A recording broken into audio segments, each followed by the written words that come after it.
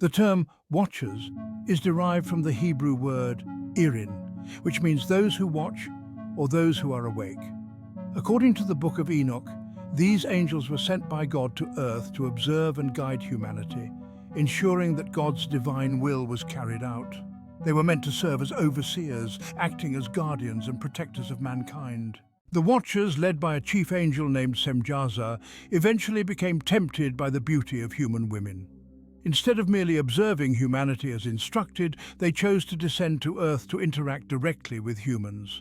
This decision marked the beginning of their rebellion against God.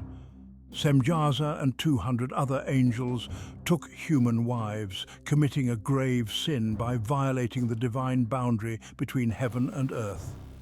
They made a pact to ensure that all of them would carry out this act, so that no one would be left to face God's punishment alone. The Watchers not only took human wives, but also introduced forbidden knowledge to humanity. They taught various forms of advanced technology, magic, and arts that humans were not meant to know. For example, Azazel, one of the Watchers, taught men how to make weapons of war, leading to increased violence. Other Watchers introduced astrology, enchantments, and cosmetics, which led to further corruption and moral decay.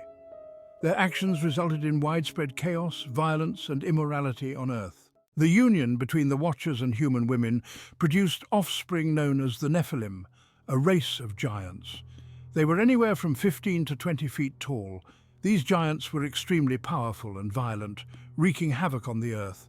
They consumed vast resources, dominated humanity, and even turned to cannibalism when food became scarce.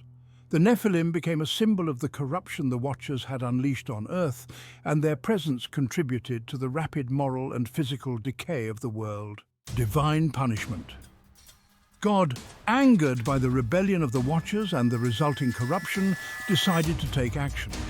The archangels Michael, Gabriel, Raphael, and Uriel were tasked with dealing with the Watchers. The Watchers were bound and cast into darkness, imprisoned in the depths of the earth, where they would remain until the day of judgment. The Nephilim were destroyed by the great flood, sent to cleanse the earth of the corruption brought by the Watchers and their offspring. Legacy of the Watchers. While the Watchers were imprisoned and the Nephilim destroyed, their influence lingered. References to the Nephilim appear in later biblical texts, and the story of the Watchers became a cautionary tale about the dangers of divine beings interacting improperly with humans. In conclusion, the Watchers were a group of angels who were meant to observe humanity but fell from grace due to their lust for human women and their introduction of forbidden knowledge. Their rebellion led to the creation of the Nephilim and widespread corruption on earth, ultimately resulting in divine punishment and their imprisonment. The Great Flood, as described in the Bible, is a pivotal event where God sent a massive flood to cleanse the earth of wickedness and corruption. One of the reasons for the flood was the existence of the Nephilim, a race of giants who were the offspring of the union between fallen angels, the Watchers, and human women. These giants, along with the overwhelming evil that had spread across humanity, contributed to God's decision to wipe out life on earth and start anew. The context of the flood. Before the flood, the earth had become filled with great violence and immorality. In Genesis 6, verses 1 to 4, we read about the sons of God, often interpreted as fallen angels or watchers, who saw that the daughters of men were beautiful, took them as wives, and fathered the Nephilim. The Nephilim were described as mighty men of old, men of renown. They were giants, both in physical stature and reputation, and their presence on earth contributed to widespread corruption. Genesis 6, verse 5. The Lord saw how great the wickedness of the human race had become on the earth, and that every inclination of the thoughts of the human heart was only evil all the time. God observed that not only had humans fallen into evil, but the influence of the Nephilim and the knowledge shared by the fallen angels had greatly amplified the wickedness. The giants, being powerful and violent, were part of the growing corruption that led to chaos, violence, and injustice. The Nephilim were a race of giants born from the union of fallen angels and human women. These giants were described as strong, destructive, and tyrannical. Their very existence represented a violation of the natural order, as it was never intended for angels to procreate with humans. Their influence on humanity worsened the moral state of the world, as they likely contributed to acts of violence, oppression, and disorder. The Watchers who fathered these giants also brought forbidden knowledge to humanity, teaching people practices that went against God's will, such as warfare, sorcery, and vanity. This rapid increase in wickedness and disorder brought God's judgment upon the earth. God, seeing the state of humanity and the corruption brought by the fallen angels and their offspring, decided that a drastic measure was needed to cleanse the world. The Great Flood was intended to reset creation and remove both the wicked human beings and the unnatural giants who had come to dominate the earth. Genesis 6:6-7. The Lord regretted that he had made human beings on the earth, and his heart was deeply troubled. So the Lord said, "I will wipe from the face of the earth the human race I have created, and with them the animals, the birds, and the creatures that move along the ground, for I regret that I have made them." In this passage, we see God's sorrow over what the earth had become. His plan was to bring judgment through the flood, sparing only Noah and his family, who were found righteous in his eyes. The flood was not just about wiping out sinful humans, but also removing the unnatural giants, the Nephilim, from the earth. These giants had grown to be powerful and uncontrollable, wreaking havoc among humans and contributing to the violence that spread across the world. Genesis 7:21-23. Every living thing that moved on land perished, birds, livestock, wild animals, all the creatures that swarm over the earth, and all mankind.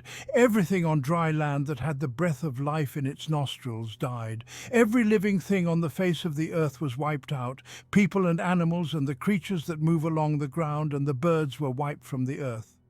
Only Noah was left, and those with him in the ark. The floodwaters cleansed the earth of all living beings, except for those on Noah's ark. The Nephilim, along with their fathers, the fallen angels, were judged.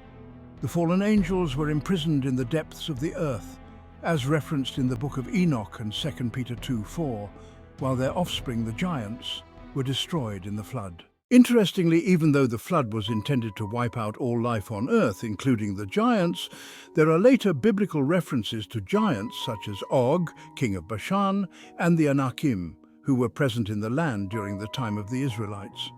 This has led to some speculation about whether some giants survived the flood, or if there was a second incursion of fallen angels after the flood. Numbers 13:33. When the Israelite spies surveyed the land of Canaan, they reported back saying, "We saw the Nephilim there. The descendants of Anak come from the Nephilim. We seemed like grasshoppers in our own eyes, and we looked the same to them." This suggests that remnants of the giant races, such as the Anakim or Rephaim, still existed even after the flood. Some biblical scholars interpret this to mean that either more giants were born from fallen angels after the flood, or that some giants survived in isolated areas. The story of the flood is not just a historical account, but also carries deep symbolic meaning, judgment and mercy.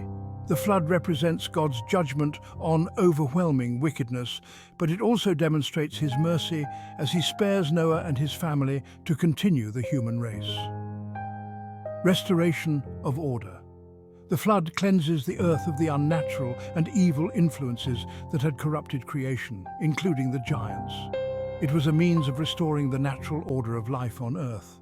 That leads us to the story of the giant king of Bashan. The story of Og, the giant king of Bashan, is a captivating tale of ancient giants, the conquest of the Israelites, and divine intervention. Og was known as one of the last of the Rephaim, a race of giants mentioned in the Old Testament, particularly in the books of Numbers and Deuteronomy. His size and power, along with his fortified kingdom, made him a formidable figure. Yet he was ultimately defeated by the Israelites under the leadership of Moses. 1. Og's lineage and race. Og was a member of the Rephaim, a race of giants who lived in the ancient Near East. The Rephaim were believed to be descended from the Nephilim, the offspring of the sons of God, often interpreted as fallen angels, and human women, as mentioned in Genesis 6:4. These beings were known for their massive size and strength, and they played a significant role in the early history of the region. Og is described as one of the last survivors of the Rephaim, which means that by the time of the Israelite conquest of Canaan, the race of giants was nearly extinct. However, Og remained a powerful and feared figure, ruling over a large and prosperous kingdom in Bashan. This passage emphasizes Og's incredible size, with his bed being made of iron and measuring 9 cubits long, about 13.5 feet, and 4 cubits wide, about 6 feet. This suggests that Og himself was likely around 13 feet tall, making him a giant in the truest sense. 1. Og's kingdom of Bashan. Og ruled over the kingdom of Bashan, a region located to the east of the Jordan River. Bashan was known for its fertile lands, rich resources, and fortified cities. It was a strategic area for trade and agriculture, and its cities were well defended with high walls, gates, and bars. The fact that Og ruled over 60 fortified cities highlights the strength and wealth of his kingdom. Bashan was a major power in the region, and Og was known for his military prowess and dominance over his people. 1. Og's encounter with the Israelites. Og's downfall came when the Israelites, led by Moses, were on their journey to the Promised Land. After the Israelites had successfully defeated Sihon, the king of the Amorites, they turned their attention to Bashan. Knowing that the Israelites were approaching, Og prepared for battle, hoping to defend his kingdom. Despite Og's fearsome reputation and the strength of his army, God assured Moses and the Israelites that they would be victorious. Og, his sons, and his entire army were defeated in the battle at Edrei, and the Israelites took control of his land. This was a significant victory, as it allowed the Israelites to gain a foothold east of the Jordan River. 1. Og's bed as a symbol of his strength. One of the most notable details about Og is the description of his iron bed. The fact that his bed was made of iron, a material associated with strength and durability, underscores Og's reputation as a powerful and fearsome figure. This detail about Og's bed became legendary, with the iron bedstead being displayed in the city of Rabbah, in present-day Amman, Jordan, as a reminder of the great king who once ruled the region. The sheer size of the bed emphasizes how large and physically imposing Og must have been. 1. The significance of Og's defeat. Og's defeat marked the end of one of the last great giant kings of the ancient world. His kingdom, which had once been a powerful and fortified region, was now in the hands of the Israelites. The defeat of Og, along with the earlier victory over Sihon, gave the Israelites control of the lands east of the Jordan River, which were eventually allotted to the tribes of Reuben, Gad, and the half-tribe of Manasseh. Og's defeat was not only a significant military victory, but also a symbolic one. It represented the triumph of the Israelites over the last remnants of the giant races, the Rephaim, and it paved the way for their eventual conquest of Canaan. 1. Og's legacy in biblical memory. Although Og was a powerful king, his legacy is remembered primarily for his defeat at the hands of the Israelites.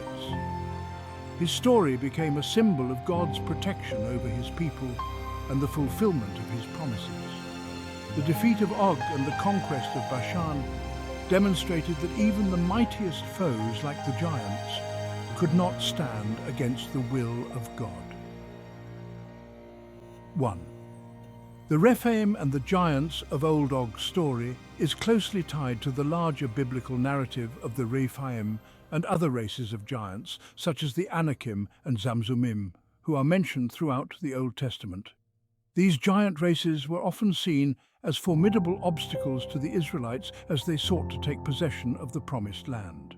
The giants, like Og, are often portrayed as fearsome and powerful, but their defeat at the hands of the Israelites is a reminder that no earthly power can stand against God's plans.